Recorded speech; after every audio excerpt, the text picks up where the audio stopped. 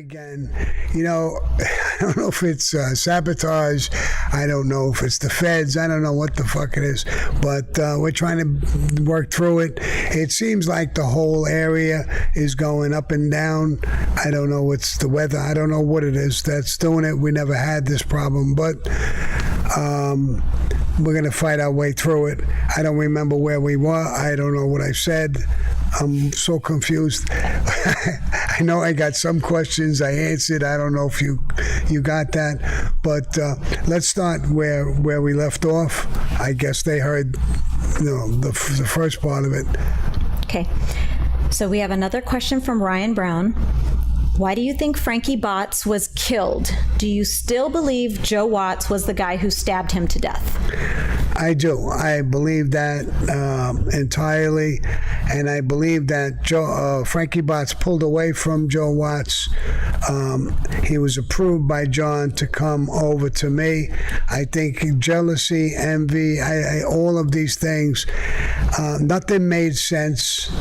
Joe Watts tried to blame it on black guys because he lived in a neighborhood that was dominantly black. I went to that neighborhood to see Frankie Botts. I knew some of the black guys. They loved Frankie. I don't believe that the black guys did it. I thought that was total bullshit, trying to blame it on them.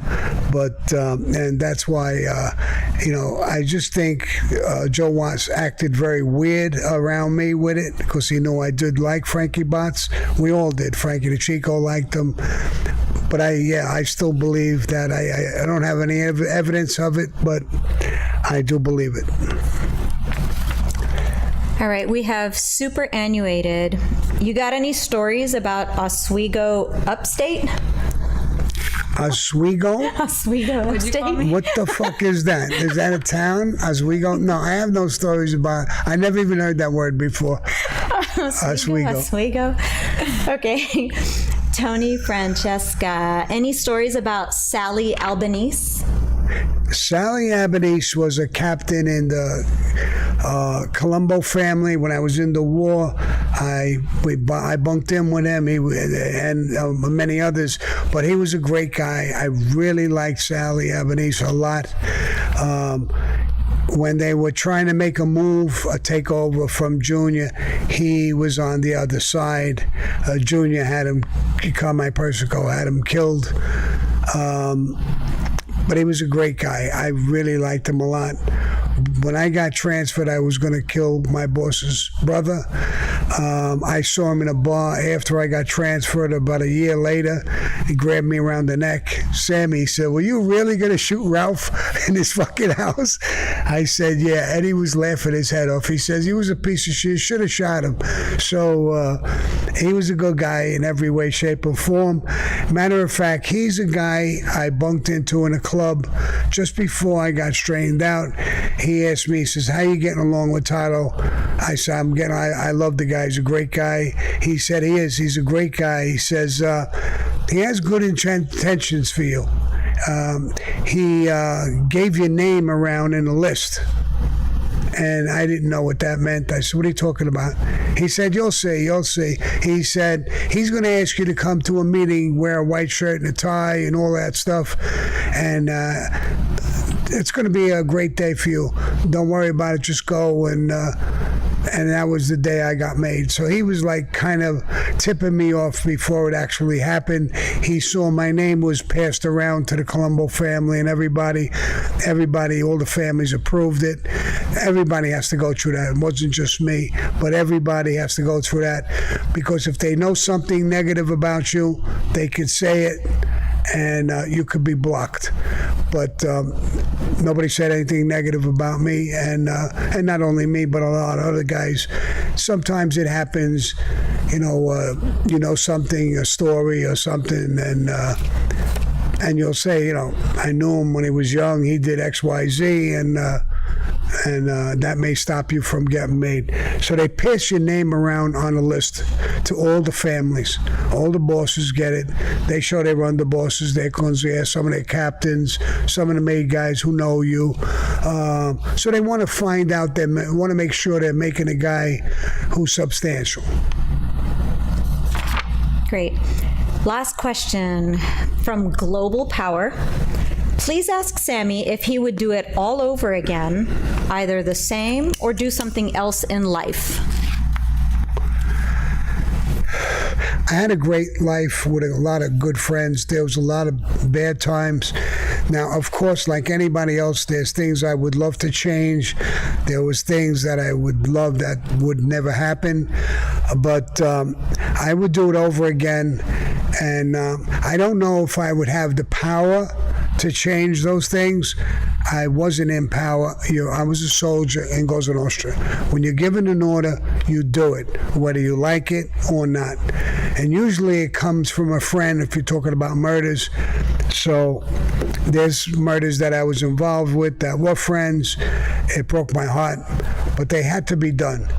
Only because these people broke rules. And that's what Cosa Nostra is all about. So I love the life. It's part of my heritage, going back as Sicilians, and my whole family's Sicilians. You know, my father's oldest brother, and I found it out recently, was a maid guy in Italy, Sicily. And he would come back and forth from Sicily to the United States to be with my father's brother. And I met him, I knew him. And I found out now that he was during the depression over to the border, coming into the United States. And I looked into it, and his name was Alfonso Gravano. And so I never actually recognized him as a maid guy here because he was from Italy. But now I heard some of these stories, and but I knew him very, very well. He was my uncle. He was my father's brother. And he was a great guy, a real happy-go-lucky type of guy. So I don't know what the question was anymore. I just kept rambling over here. It was just saying, like, would you do it all over again? And if you would you do it the same? Or what else would you be doing in life? Thank God that I wasn't dyslexic, and maybe I would have been different in school. Maybe I wouldn't have been in gangs. Maybe I wouldn't have been in the mafia at all. Maybe I would have been a doctor, a dentist, a lawyer. I don't know what I would have been. So it's hard. It's a tough question. But as far as the way I look at what I went through and the people I knew, the people I loved, I would do it again. Great, thank you, Sammy. Okay, passing it off to my beautiful Anna. Thank you, beautiful Amina. Sam, we just want to let you know you're getting a lot of support from your viewers in the chat. That's why you're a boss, is because you're patient and you have perseverance, because even when shit goes haywire over here, you keep your cool, you keep calm, and you just trek on. I wasn't that calm when the thing shut down. I almost smoked the whole fucking cigar.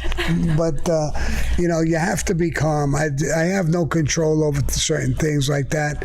And nobody does. No, even if you're a talented person with the stuff, you don't have any control over internets and what they do and all that stuff. So yeah. And the first thing you were concerned about is that they're going to be pissed off. They're going to be upset. They're going to, Yeah, because I look forward to it. I'm sure they look forward to it. And they don't want to hear, all these internet shits go wrong or something goes wrong on our part. They wait and they're looking forward to it and they're disappointed, I would imagine. And I would be too, so.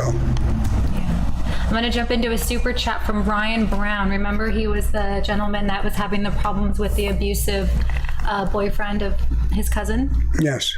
He is saying, thank you so much for the advice on dealing with my cousin's abusive boyfriend.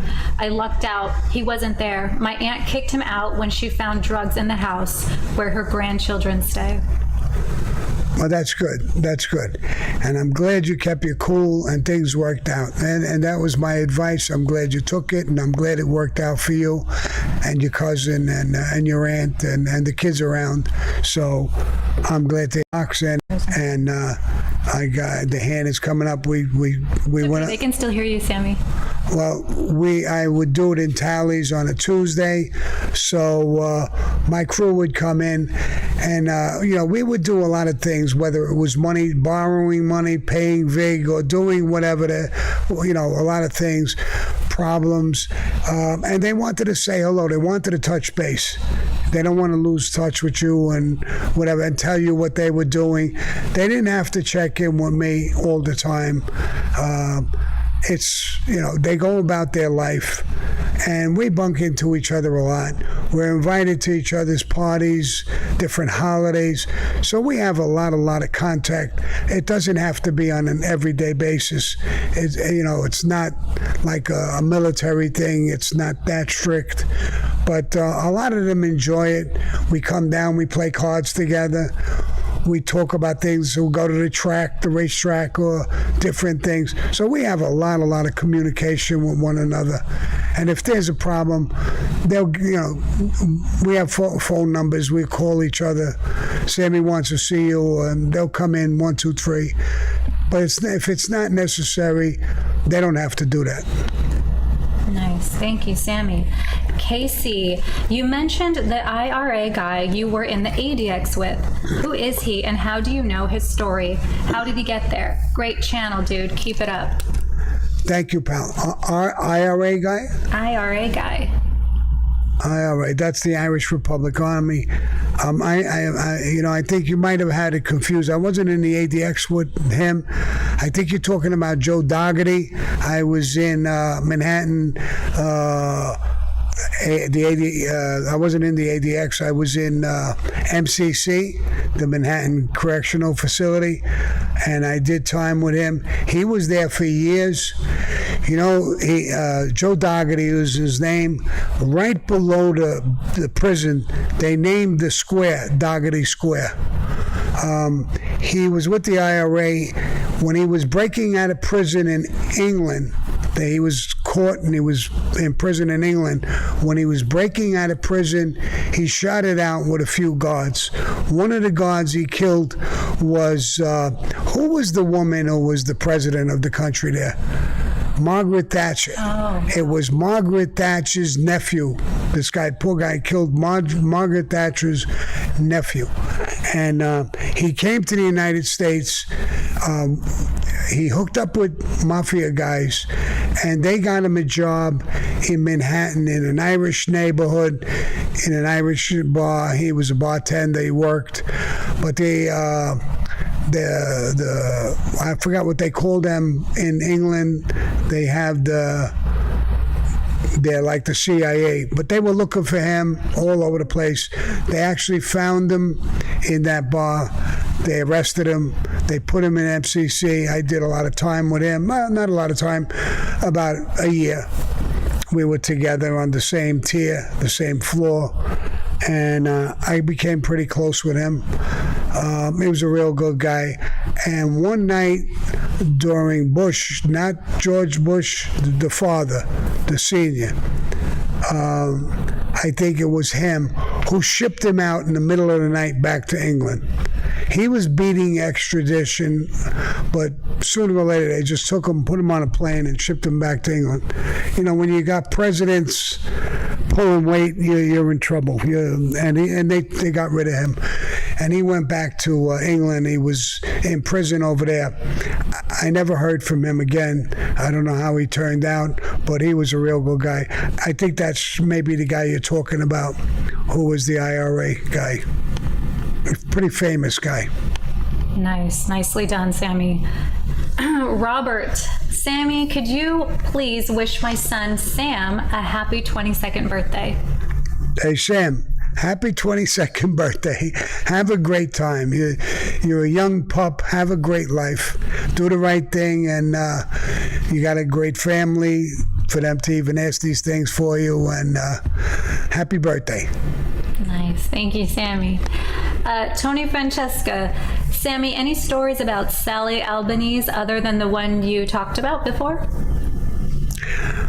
Well, Sally Albanese, like I said, he was involved with Carmine Persico. He was part of his crew. He was a captain in the family. When we hit the mattresses, I was with him a lot. He was a jolly guy, tough guy, but really, remember the scene in The Godfather where they hit the mattresses, and Clemenza was cooking the sauce, and he was joking with somebody's girlfriend, was calling, "Oh, you miss your girlfriend." That's how Sally was. He was just like that type of guy, great guy, tough as nails. And I don't know, he because I was young, I was like a pup, and he says, they're coming after you guys to kill you. I'm one of them now, so I'm a target too. He just made the time nice, good, relaxing. That's awesome. He was like, "I'm gonna miss you so much. I'm going to die." Yeah. I love that scene. Yeah.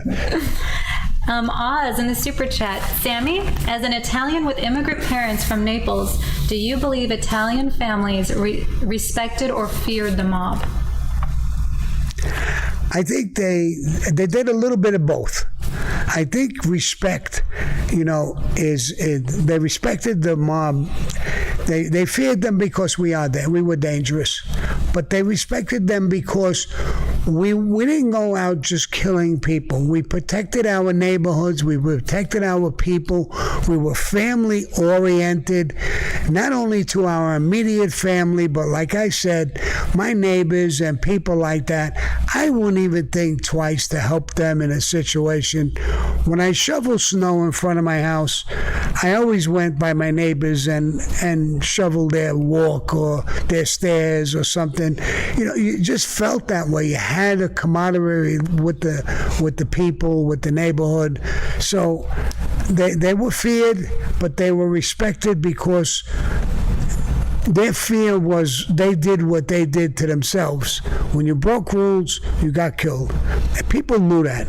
They didn't bother people. They didn't go after people's women or stuff like that.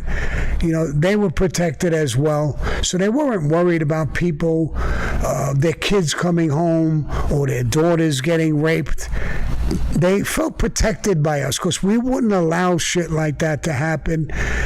We didn't just close our eyes to things. We were there. We were aware of things. We knew whose son, whose daughter, and we watched them. We protected them. It was instinctive. It was instinct for us. It was very easy because Italians are very family-oriented, and it's easy to give that love over to other people aside from your own family, because we look at it that the neighborhood, and it could be a Jewish neighbor. That neighbor would be careful with our kids or watch out for people. So it's a good thing. Italians have that nature. And like I said a bunch of times, I met a lot of Mexican people, tough Mexican people. They have that same nature. As tough as they are, they're family-oriented as well. They're very family-oriented.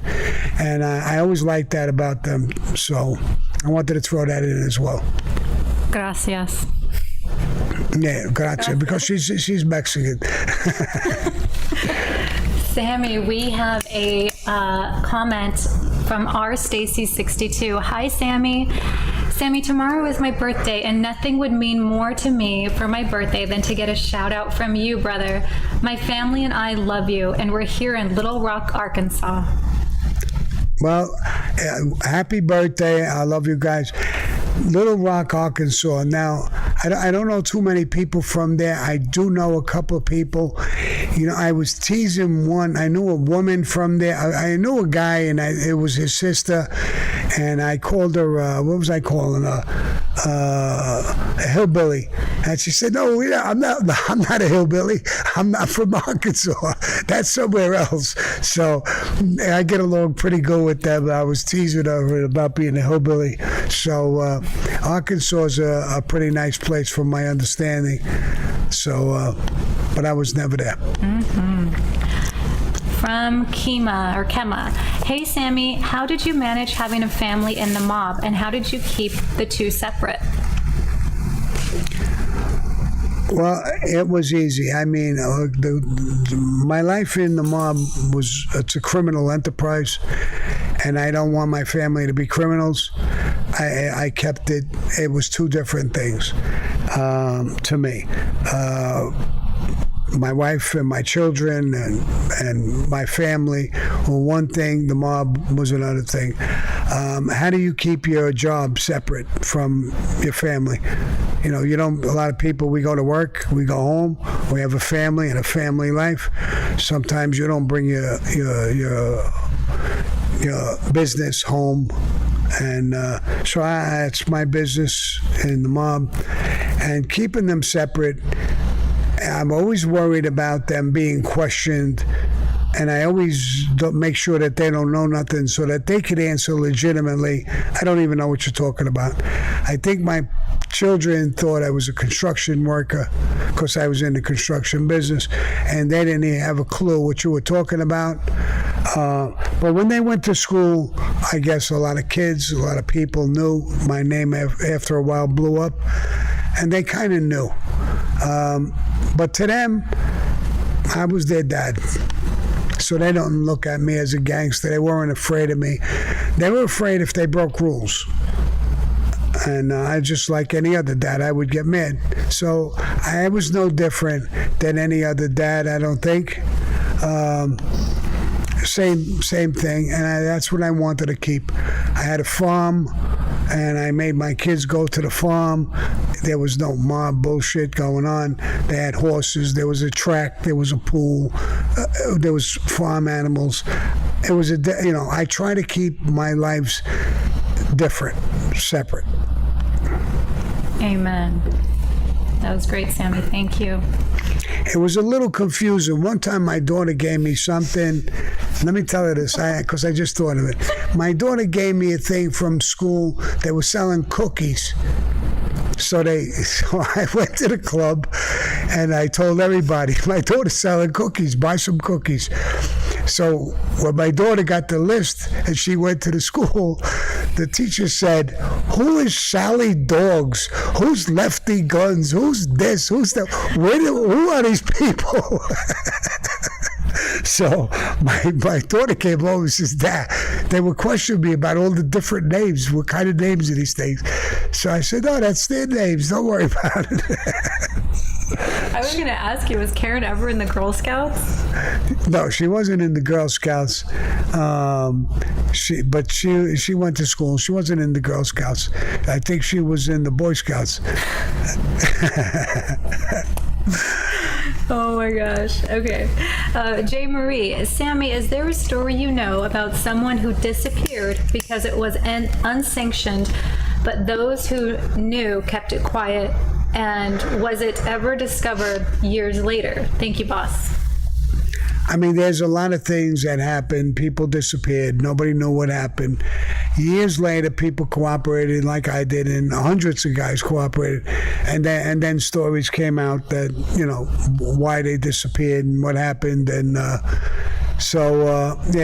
when you disappeared, let's assume I just disappeared. Now, my wife and kids would probably know, well, Daddy ain't coming home no more. You don't just disappear. In that life, when you disappeared, you usually were gone. So, but you didn't know right away. I mean, the stories never came out right away because nobody talked about those things. Okay, El Gato. Salute, Sammy. Did you hear about the crazy Corsican guy who escaped from some New York prison in the 70s? I think the Lucchese or the Colombo helped him. Grazie. No, I'm not sure who it was. I mean, there was a lot of guys who escaped from prisons from time to time. I'm not sure exactly who you're talking about, but a lot of times if we could help people in situations like that, there was people who helped other people. So it doesn't surprise me if that happened, but I don't know nothing about it. Nice. Okay, thank you, Sammy. I'm going to read some comments off of ourthing.tv. One of them is from Phil Booth. Sammy, loving the channel, boss. It gets better and better, and congratulations to you and the crew. Do you know whatever became of Frank and Maddie? Frank and Maddie, two FBI agents who arrested me. They were detailed to me for years, worked on me. And when I cooperated to them. I wound up getting to know them after years and years of watching me and bunking into them, and they were pretty good guys, honest guys. They both retired. They're both alive.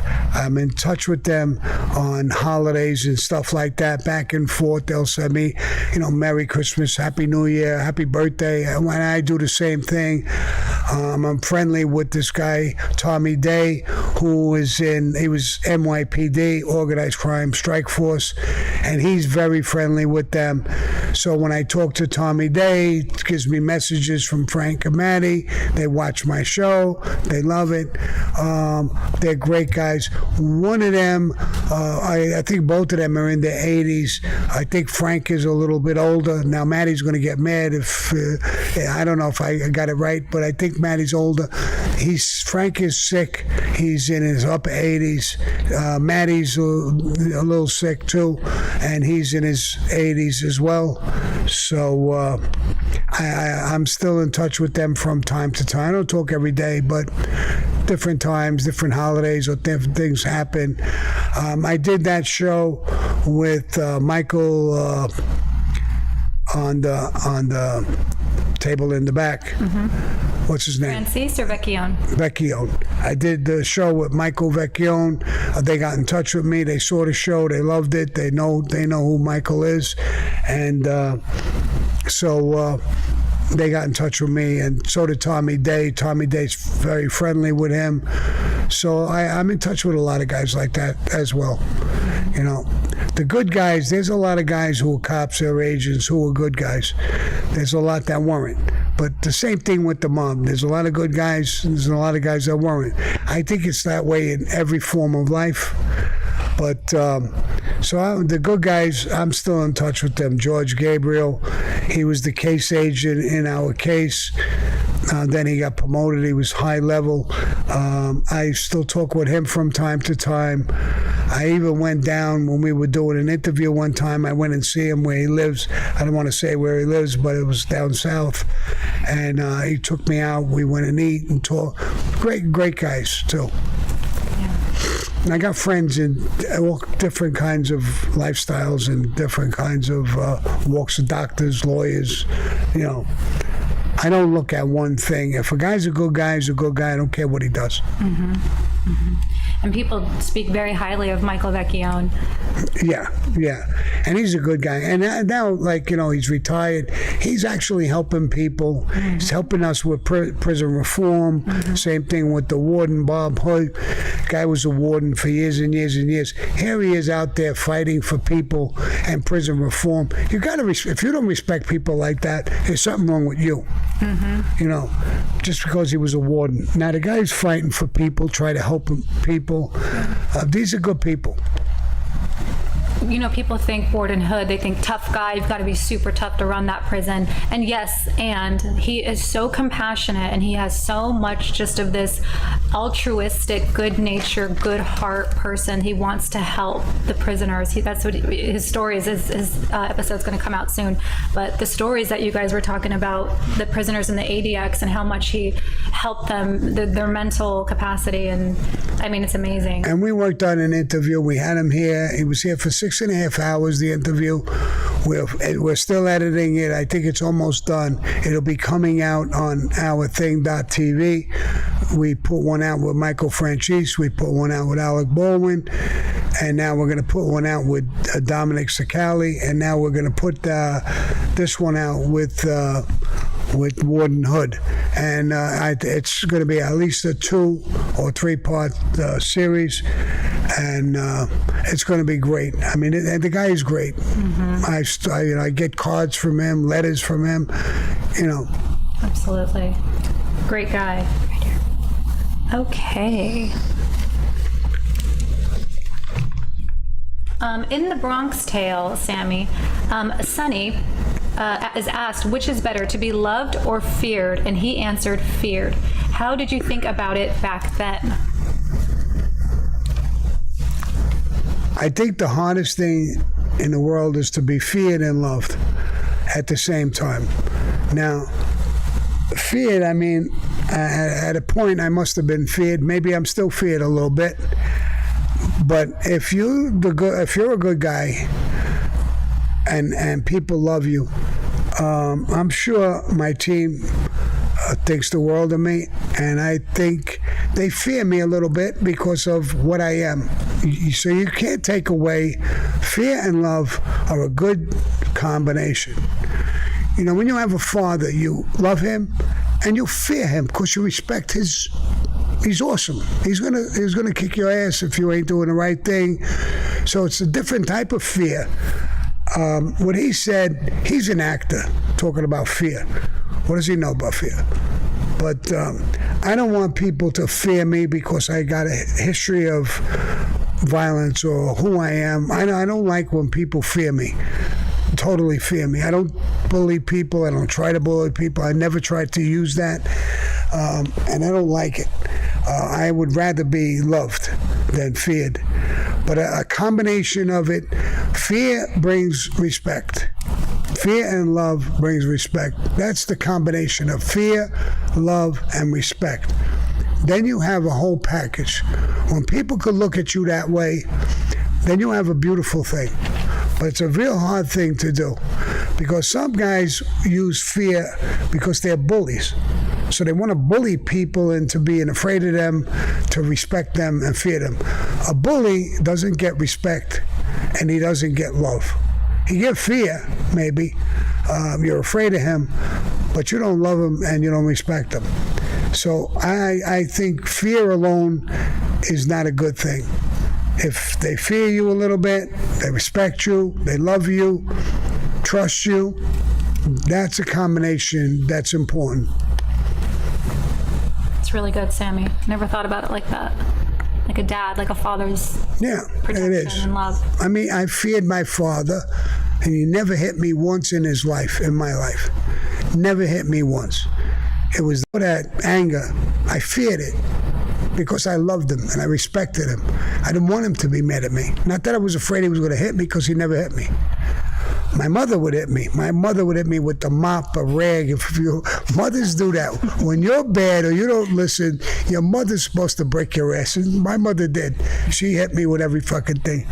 But she loved me. So, and that's what a mom is supposed to do.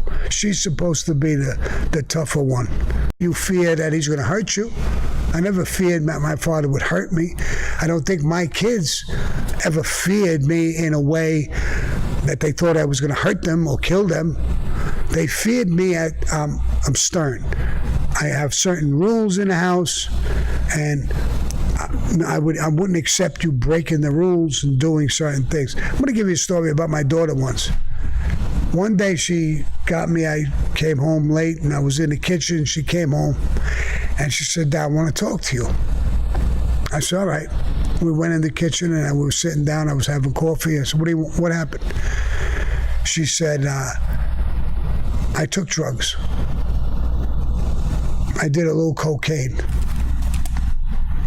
And she was crying. And she said, "I know I did the wrong thing." So I said, "Stop crying. What you're doing is telling me the truth. And you know you did the wrong thing. So you don't have to fear. I'm not even going to punish you. Don't do it again. Is that good enough?"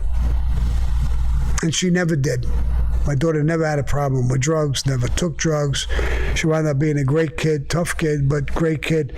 So that's a combination. So the fear was that she broke my heart or would break my heart or went against something.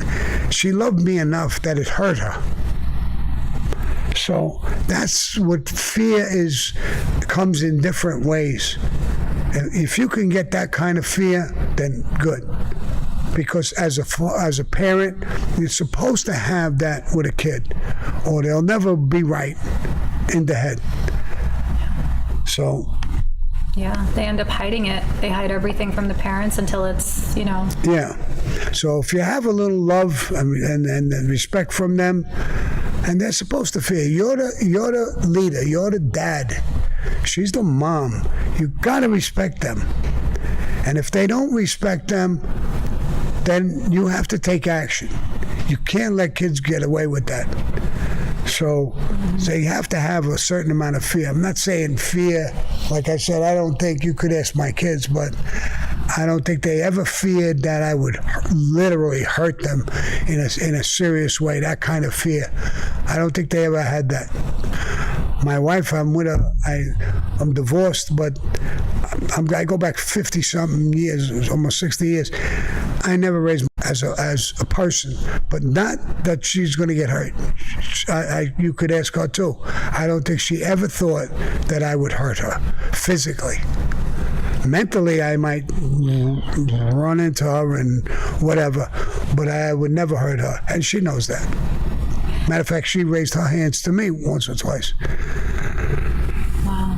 Sammy, there's studies that directly correlate the time a father spends with his children to their level of self-confidence and self-esteem as they go through adolescence and in the world around their friends and the types of people they get involved with. It's directly related to the father's attention and time spent with them and parenting with them. Right. That's all psychological stuff, and I agree with all that stuff. It's all good stuff, and it's all meaningful. You got to, oh my God, he's going to kill me.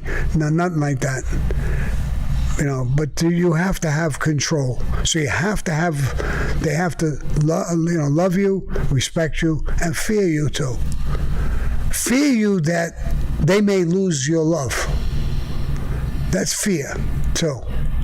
So if they love you enough, they know that they could lose your love. That's fear. So give them fear in different ways, not bully. That's bullshit what they said in the movie. Fear, man, fuck fear. Yeah, it's like they don't want to disappoint you. Right. They have that kind of fear, and that's fear too. So, and that's a good fear. Mm-hmm. I think we need a little bit more of that now. Yeah, we do. To be honest. Sammy, I have a super chat from Mikey Irish. Very comfortable with it now. I know I made the right decision because years later, a lot of people, he did a lot of good things. So I have I made the right decision. Nice. Cujo Persico, hold on, that's the wrong one. One of your viewers says we're going to have to whack Bill Gates because of your tech issues. Let's see. Liam Patrick in the super chat. Hi, Sammy. Do you remember Buffalino boss Bill Delia? He said in his terrible book that you and he did not get along. Who was the guy's name? Buffalo boss Bill Delia. Bill Celia? Delia? Delia? Delia? I don't remember him. He's a Buffalo boss? Mm-hmm. Buffalino boss.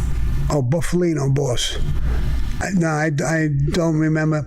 Listen, there's guys from out of town that I didn't get along with. I wasn't easy to get along with. I wasn't easy. I don't get bullied easily.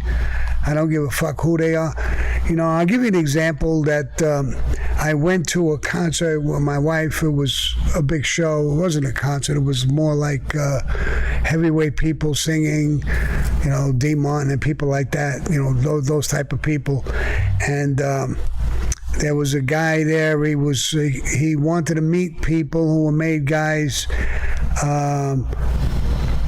What the fuck was his name? I forgot his name now. And I didn't want to meet anybody. I told the guy, so I'm here alone with my wife. I don't want to meet nobody. And he was a boss. He said he was a boss. He came over to me, Jimmy the Weasel. He came over to me right in front of my wife, and he said, who the fuck are you? You think you're a tough guy? You don't want to meet? So I said, hold up. Now, I don't have to recognize anybody that I wasn't formally introduced to. And I was never formally introduced to him. So I said, hold up, bro. He said, I'm sitting here with my wife. I got up and I said, lower your fucking voice when you're talking to me. And I don't even know what you're talking about. Meeting who? He said, I'm a fucking boss. Now, you can't say what you are. That's against the rules. So as soon as I heard that, I said, listen, you should do one thing. Get the fuck away from me. I'll break your fucking face open. I want to stop talking to you. Get the fuck away. I don't know what you're talking about, a boss. I don't know what you're talking about. Get the fuck away from me. And he got away from me, and he complained. And I got a message. Paul called me in after that day we were there, and I went there, and he said, did you have an argument with this guy? I said, yes. I told him what happened. And I said he came over. I never met him. And he started yelling at me. I was with my wife. And then he told me, he said, I'm a boss, and you're supposed to meet me. He said he introduced himself to you as a boss? Yeah. Oh, good. You did right. Fuck him. A couple of weeks later, he called me in again. He said, you know, the guy wasn't even, he's not a fucking boss. Never was a boss. And he was a fucking informant. So you did the right thing, Sammy, back then. And it was, they called him Jimmy the Weasel. Jimmy Fradiato, I think it's Franiato or some shit like that. So there's people that I didn't get along with. Now, I don't know who this guy is. Now, there could be a reason I didn't get along with him. And if you're not going to get along with me, I'm not the easiest guy, you know. I got a little bit of a temper, so I'm not the easiest guy to argue with. So if you want to argue with me or you want to do something with me, I'm not going to be an easy guy to get along with. And even in business, I'm not the easiest guy to get along with. You know, if you don't act right in business, I'm good, courteous with people. I return calls. I do all kinds of courteous things. I'll give you another example. I was on the phone. I'm hard of hearing a little bit. I'm on the phone, and I always have the speaker so I could hear it. And my wife was, and I was in the VA going to a medical appointment. And it was a guy, a tall, skinny guy, older guy, my age, maybe a little younger, and he was watching TV. So he says, I'm watching TV. So I was talking, and my wife is talking, you could hear it. So I says, oh, I'm sorry. I'm a little hard of hearing. I said, Deb, let me hang up. The guy's watching TV, and I'm talking, you're talking, and I hung up. And he got up, and he came over. He says, you better hang up. I better? So it's the way you talk to me. I better? I said, I got up, and I said, what do you mean I better? What if I don't? I felt like calling my wife right back. What do you mean if I better? And I wound up in an argument. So I'm not easy going all the time. Most of the time I am. Unless you get out of order with me or you're in my face with something and I don't feel that you have a proper reason, you know, what's happening now? Just changing the battery. We're still on audio. They can still hear you. We're just going to change the battery. Still hear me that the battery went. We're putting in a new battery. So, everybody else on the show is going to say, we sent you money, you bought a new camera. What the fuck? And everything's broke down. The whole system broke down. Now the battery broke down. All right. So a few dollars more you send me, I'll buy another battery. How about We're back on. You're good, Sammy. All right, come. Said they love you. We can see you. Say forget about it. Forget about it. Forgot to charge. That's my life, one of your viewers is saying. We love you, bro. I love you guys, too. You have the best channel and podcast, Sammy. We love you. I love you guys, too. So. It's a good story. Okay, let's see. We have another rthing.tv from Jack Mancini. Hey, Sammy, what were the commission meetings like with Chin, Gotti, Vic Amuso, and Gas Pipe? Were there any intense moments considering all the bad blood? Well, I don't know if you heard about that meeting. There was one meeting with Chin, Benny Eggs, Gas Pipe, and Vic Amuso, and me and John. And we were discussing things about the Bonanno family, about years ago they lost their seat on the commission because they wouldn't stop dealing drugs. They lost their seat. And we were trying to get their seat back for Joe Messina. But in the conversation, John told Chin, did you hear about my son? Because he had made his son. And Chin looked at him and said, yeah, I was very sorry to hear that. And John looked at me. I just shrugged my shoulders. That's Chin. I mean, he didn't make his son. I didn't make mine. A lot of guys don't want their son in the life unless they belong. If they're a bad kid in the street, then you pull him in and he can be part of the life. But if the kids don't belong in the life, don't bring them in. So John brought his son in, John Jr. Even John Jr. says it himself, I didn't belong in the life. So why would you bring your kid into a life? He's going to be a target for the FBI. He may have to kill one of his friends. He may get killed. Why would you want him in that life? He went to military school, John Jr. Hey, God bless. Go to military school. Go to the military. Become a colonel or whatever you're a general or whatever the fuck you're going to become. Why would you bring him into life? So, in a way, Chin made a good point when he said that. But there wasn't that much tension in that meeting. You know, we try to resolve some of that's what these meetings are about, is to get tension out of it, try to resolve things. You know, when you're going into a meeting in the beginning, listen, there's no secret about it. The Genovese people, Chin Gigante especially, hated John. They hated everything he did. I know a lot of people brag about John, the way he dressed, and I'm a gangster, and I don't give a fuck, and all that shit. That's not Cosa Nostra. So when you get guys like Chin, Fat Tony, even Michael Franchise will talk about it, he'll tell you stuff like that. They don't like that. They really don't like that. Now, I was different than that. I got along with Chin. Chin liked the way I conducted myself. I was low-key. I didn't dress fancy. I play ball with kids in the park. People love that. Carlo Gambino was like that. Paul Castellano was really like that, basically. You know, not this flash and bragging on what you are and bringing so much heat and attention, not only to yourself, but to everybody else. I'm about to do a show with Anthony Ruggiero. I'm about to do it this coming week. And I think it's going to be a great show. He was friendly with John, but he brings up things, tapes in Angelo's house, wrecked the entire mafia. The tapes in his house were brought to judges. And judges listened to those tapes about bosses, underbosses, concierge, drug business, everything, and gave permission to bug everybody's house. That's how the commission case came about.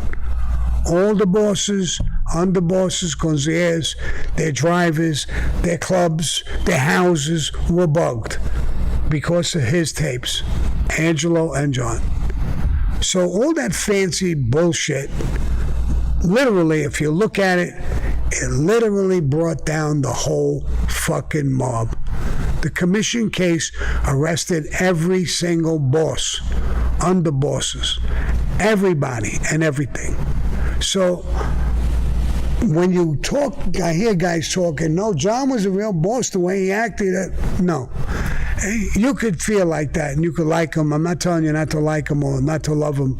You could. He had a good way about him. But that's not the life. And it backfired. And it hurt a lot of people. It destroyed Cosa Nostra, basically. And, you know, I'm friendly with agents, as you know, and NYPD. And they say the same thing. John was the best thing in the world for us. I said, why? They said, Sammy, every fucking group, and Michael, the other guy, Michael said the same thing. Every group got together. The feds, the Southern District, the Eastern District, the DEA, every fucking group of government agencies got together because of him. He pulled them all in. The news media was up our ass 24/7. And if anybody thinks that helped us, it helps me now in this kind of business or in Hollywood. But the mob, That's the worst fucking thing you can get. Being put on front page, the Dapper Don, all this bullshit that murdered us. So that's the real part of it. And I'm not putting him down for it. That was just him. And I'm sure if he was alive now, he would say, I made a tremendous fucking mistake. If he wanted to be honest. A tremendous mistake. He did more damage than 20 or 25 guys who cooperated. If you put everything they did together, 25 of them, not just me, 25 or 30, he did more damage. And he's not a rat. But what you did brought down the mob. You're gonna, he's got to, well, you don't have to live with it because he died. But that's gonna be, and it's really now, it's really common knowledge. So it's really in the real mafia guys who are out there, they all know that. You don't see too many guys walk dressed like him, act like him. But they really don't know what the fuck they're doing. Yeah. Sammy, we are about 20 minutes after 2. I know you have a really important phone call coming up soon. Really excited for you. We have Betty Ann is in the chat. Hey, Betty Ann. She said she wants a refund. And the advisor said no refunds, no exchanges. She wants a refund? Yeah, but she was like, put a laughy face after. All right. She's great. She's a great person. Betty Ann is, I got to know her well, and she's got a great sense of humor. She's a good person. She likes driving Mustangs, and I got to know her a little bit. She's a good person. She really is a good person. She jokes a lot, and Betty Ann, you remember those 2 little bananas? Well, my dog got the 2 bananas in her mouth and came walking out with one of them sticking out of both sides of her mouth. And now she takes them. I even have a picture. I'm gonna put it out. I'm gonna send it to you. A picture of her in her bed. I guess she thinks I need 2. So she got me 2 bananas. So Betty Ann, mucho gracias. And I'm still eating some of that stuff you sent me. It was great. I appreciate it. I really do. The hunks of cheese, what I do is I grate it. And when I make a little macaroni and sauce, I put the grated cheese. But it's so nice because it's a hunk of cheese. It's not grated cheese already. And I grate it myself a little bit. And it's really, really good. So I appreciate it. I thank you. And there's no refunds. Thank you guys for sticking with us and getting through these troubleshooting tech issues. I appreciate it. Yeah, I appreciate it. And I do have an important call coming up soon. And all you guys, I really like you. I love you. I shouldn't say like. I do like you, but I do love you. I don't want to use the word love loosely, but when you love somebody, I love people. And good people. And I really love you people. I really do. The comments touch me.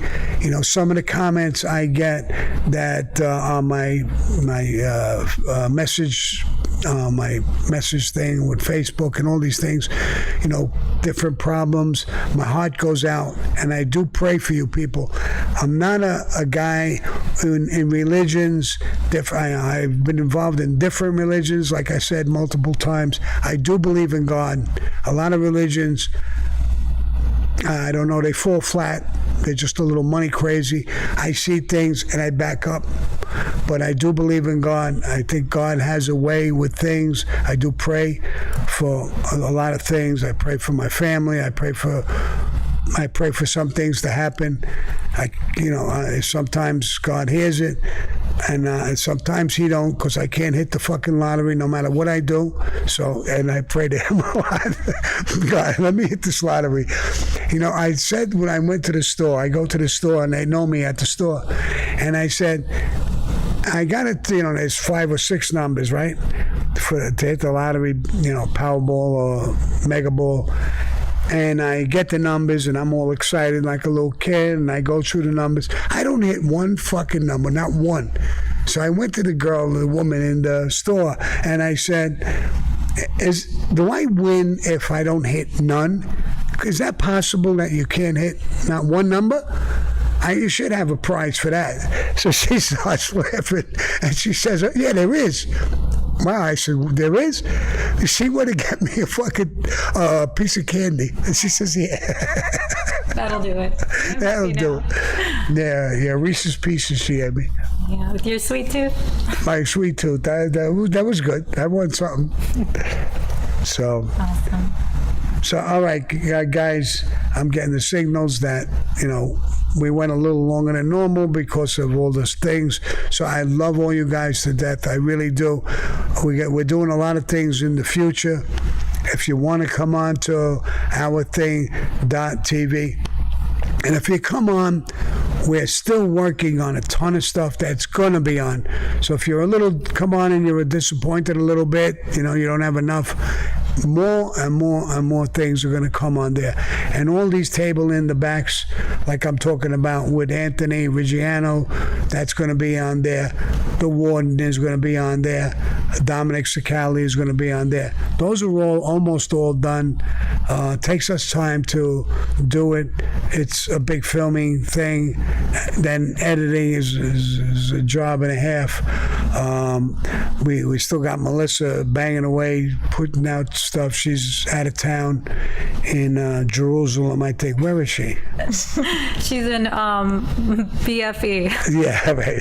BFE. All right. So, all you guys, I love you. I'm going to wrap it up. So, as I say in my normal stuff, adios, motherfuckers. Bye-bye.